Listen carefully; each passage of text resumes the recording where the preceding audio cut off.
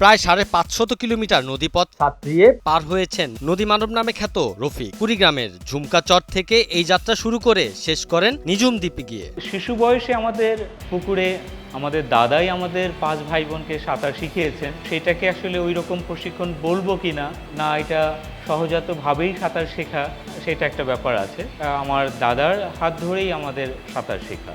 যে the great delta সুইমে আমাদের প্রায় ৫৫০ কিলোমিটার নদীপথ সাঁতরানো হয়েছে। কুড়িগ্রামের সীমান্তবর্তী একটা চর, ঝুনকার চর, সেখান থেকে আমরা শুরু করেছি ২১শে ফেব্রুয়ারি তারিখে। প্রায় ২৫ দিন নদীতে ছিলেন রফিক। উপভোগ করেছেন নদীর আসল রূপ। মেঘনা নদীর বড় বড় ঢেউ এই সাঁতারুকে নিয়ে খেলেছেন। ভয়ের বদলে বেশ রোমাঞ্চকর উপভোগ করেছেন তিনি। আমাদের খুব কাছে, আমি সাঁতরাচ্ছি খুব কাছে আমাদের কায়াক আমি দেখতে পাচ্ছি, কিন্তু আমি সেই কায়াকের কাছে যেতে পারছি না। এত বড় বড় ঢেউ এসে আমাকে ঠিক শূন্যে তুলে দিচ্ছে, আবার ছুঁড়ে ফেলছে নিচে, একটু পর আবার তুলে নিচ্ছে, আবার ছুঁড়ে ফেলছে। এই যে মেঘনার ঢেউ আমাকে নিয়ে প্রায় ১ থেকে ১.৫ ঘন্টা যে খেললো, এইটা আসলে কোনোদিন ভুলতে পারবো না। দীর্ঘ নদী পথে রফিক একসাথে সাঁতার কেটেছেন বিভিন্ন প্রজাতির ডলফিনের সঙ্গে। চোখে ডলফিন দেখা আর নিজ দেশে ডলফিনের সঙ্গে সাঁতার কাটা এ যেন তার এক ভিন্ন রকমের অনুভূতি। আমরা যখন গাইবান্ধায় যমুনা নদী ধরে সাঁতরাচ্ছি, তখন বেশ কিছু শুশুকের দেখা পাই এবং আমার সাথে লম্বা সময় এরকম ৭-৮টা শুশুক পাশ দিয়ে সাঁতরিয়েছে। এইটা একটা বিরল অভিজ্ঞতা আমার জন্য। গত বছর ডিসেম্বরে অ্যান্টার্কটিকাতে যাই, সেখানে খুব কাছে থেকে অসংখ্য ডলফিন দেখি, বিভিন্ন ধরনের ডলফিন দেখি, কিন্তু সেই দেখাটা আমাদের হয়তো জাহাজ থেকে দেখা বা জোডিয়াক থেকে দেখা, কিন্তু একদম জলে নেমে ওদের পাশে সাঁতরিয়ে একেবারে দেশের ডলফিন দেখার অভিজ্ঞতার সাথে আর কিছুর তুলনা হয় না। কুড়িগ্রাম ঝুমকাচর নদীতে রফিক ও তার বন্ধু মিলে ঘুরতে যান কায়িকের উদ্দেশ্যে। সেখান থেকেই হুট করেই রফিকের ইচ্ছে জাগে সাঁতরিয়ে উপভোগ করবেন নদী। নওশাদ নওয়াজ নামে একজন, যিনি আমার সাথে কায়াকিং করেছেন, এই দুজনের ইচ্ছা ছিল যে পুরো পথটা আমরা আসলে কায়াকিং করব। সাঁতারের কোনো পরিকল্পনা আগে থেকে ছিল না। তো ওই দিন ২০ তারিখে আমরা সিদ্ধান্ত নিই যে একজন কায়াকিং করবেন আর একজন সাঁতরাবেন। কায়াকিং হলো একটা বিশেষ ধরনের বৈঠাতে চালানো নৌকা, যাতে একজন থেকে ২ জন চালাতে পারে এই নৌকাটা। কায়াকিং বেশ কয়েক ধরনের হয়। আমাদের কায়াকটা ছিল ইনফ্ল্যাটেবল কায়াক, অর্থাৎ হাওয়ায় ফুলিয়ে যেই কায়াকটা জলে ভাসানো হয়। ওয়ালটন আবারও মিলিনিয়ার অফারে ওয়ালটন ফ্রিজ কিনে আপনিও হয়ে যেতে পারেন মিলিয়নিয়ার। ছোটবেলায় দাদার কাছ থেকে পুকুরে সাঁতার শিখে বাংলাদেশের নদীতে প্রায় ৫৫০ কিলোমিটার সাঁতরিয়েছেন রফিক।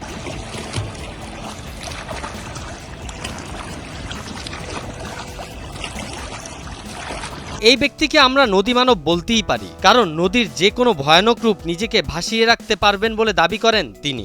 আমি রোমাঞ্চকর মুহূর্তেই বলবো, কারণ ভয় ছিল না এই অর্থে যে এই ঢেউ হয়তো আমাকে ডুবিয়ে দিতে পারবে না, কারণ আমি হয়তো ৩-৪ ঘন্টা ভেসে থাকতে পারবো, আমি ডুবে যাব না। সাঁতারে বা জলের ভয় একটাই, যে আমি কি ডুবে যাব, কেউ কি আমাকে ডুবিয়ে দেবে, এটা একটা ভয়। যদি সেই ভয়টা না থাকে, আমি ভেসে থাকতে পারবো।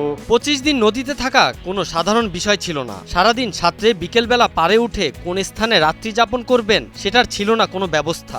হ্যাঁ, আমরা যখন শুরু করি তখন তো একজন কায়াকে ছিলেন এবং আমি সাঁতরিয়েছি। তো তখন আমাদের ভরসা ছিল ওই কায়াকটাই, ছোট্ট নৌকাটা। সেই নৌকাতে আমাদের যাবতীয় জিনিসপত্র নিয়ে আমরা জলে ভাসতাম। যাবতীয় জিনিসপত্র বলতে আমাদের সাথে একটা তাঁবু থাকতো, খাবার দাবার থাকতো, প্রয়োজনীয় অন্যান্য জিনিসপত্র থাকতো। এই সমস্ত কিছু ওখানে নিয়ে একজন কায়াকিং করতেন এবং আমি সাঁতরাতাম। এবং আমরা কোথায় থাকবো এইটার সুনির্দিষ্ট কোনো ঠিকানা বা স্থান ছিল না। নদীমানব রফিক সাঁতরাতে গিয়ে বিভিন্ন জেলায় অবস্থান করেছেন।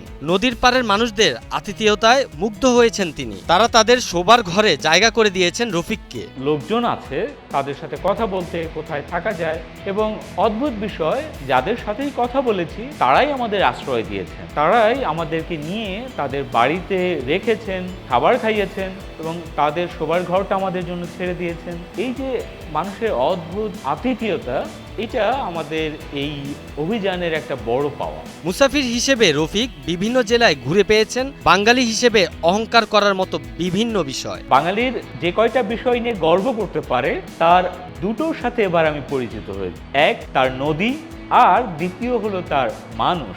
এদিকে নদী পাড়ের মানুষের প্রশংসায় মেতে উঠেছেন রফিক। বললেন, নদী প্রতি বছর বর্ষায় এই মানুষদের ভিটেমাটি পর্যন্ত কেড়ে নেয়। তারা হয়ে যাওয়ার কথা হিংস্র, কিন্তু তাদের মায়া ও ভালোবাসা দেখে মুগ্ধ তিনি। তাদের এপার ভেঙেছে, ওপারে গিয়ে পরের বছর ঘর তুলেছে। এবং আমরা যাদের বাড়িতেই ছিলাম তাদের সাথে কথা বলে শুনেছি প্রতি বছর বর্ষা এসে তাদের এইসব বাড়িঘর ভেঙে নেবে বা নিয়েছে, এবং তারা জানে যে আসছে বর্ষায় আমাদের এই ঘর থাকবে না, এই বাড়ির কোনো কিছুই থাকবে না। তারপরেও তারা এই নদী ছাড়ছে না, তারা অন্য চরে গিয়ে ঘর বাঁধবে।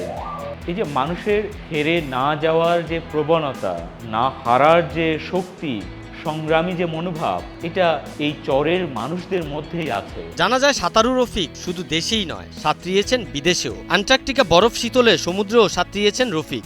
আমি ওশানম্যান যে সাঁতারের একটা বিশেষ প্রতিযোগিতা হয় সারা বিশ্বের বিভিন্ন দেশে, সেরকম দুটো প্রতিযোগিতায় অংশ নিই। একটা ছিল সংযুক্ত আরব আমিরাতে দুবাইতে, অন্যটা ইন্দোনেশিয়ার বালিতে।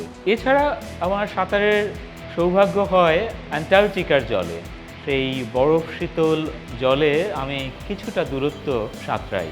এটা একটা অন্যরকম অভিজ্ঞতা বলা যায়। সাঁতারের জন্য শারীরিক পরিশ্রম থেকে বেশি প্রয়োজন কৌশল, কারণ কৌশল জানা থাকলে শারীরিক পরিশ্রম বেশি হয় না বলে জানান রফিক। সাঁতারে শারীরিক শ্রম লাগে, কিন্তু সাঁতারের বড় বিষয় হলো কৌশল। সঠিক কৌশলে আমরা যদি সাঁতরাতে পারি তাহলে শারীরিক ক্লান্তি অতটা আসে না। চৈত্রের গরমে সাঁতার কাটতে গিয়ে শরীরের অনেক অংশ পুড়ে গিয়েছে রফিকের। এরপরেও এই সাঁতারুর ইচ্ছে বাংলাদেশে সবগুলো নদীর পানির স্বাদ নিবে তিনি। আমার তো ইচ্ছে বাংলাদেশের যে অসংখ্য নদী, তার প্রত্যেকটার জল ছুঁয়ে দেখতে ইচ্ছে করে আমার। প্রত্যেকটা নদীতে আমার ভাসতে ইচ্ছে করে। কোনো নদীতে যেখানে পলি বেশি, তার স্বাদ তো সেই পলি মেশানো যে ঘ্রাণটা, যে স্বাদটা, সেটা। যেখানে বালি, সেটা তো স্বচ্ছ পানির স্বাদ। যেখানে লবণ মিশে আছে বেশি, সেটা লবণাক্ত পানির স্বাদ। নদী মানব খ্যাত রফিক নদীকে খুব ভালোবাসেন, তাই সুযোগ পেলেই রফিক ও তার সহযোগী দল মিলে ছুটে যান নদী উপভোগ করতে।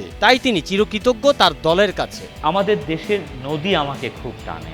এত অদ্ভুত সুন্দর নদী আর কোথাও নাই, এত হাজার হাজারের নদী আর কোথাও নাই, এত দিগন্ত বিস্তৃত নদী আর কোথাও পাবেন না আপনি। পদ্মা, মেঘনার এই যে বিস্তৃত নদী, এটা দুনিয়ার আর কোথাও পাবেন না। এই সাঁতার আসলে আমার একার পক্ষে কখনোই সম্ভব না, একটু আগে বলেছি। আমি যাদের সহযোগিতা পেয়েছি তাদের মধ্যে অভিযাত্রী প্রত্যেক সদস্য, বিশেষ করে নওশাদ নওয়াজ, যিনি শুরুতে আমার সাথে কায়াকিং করেছেন, পরবর্তীতে ডাক্তার শাফকাত ফারুক, তিনি লম্বা সময় আমার সাথে কায়াকিং করেছেন। এদের প্রতি আমার কৃতজ্ঞতা শেষ নেই। সাকিব সোহান, নিউজ 24।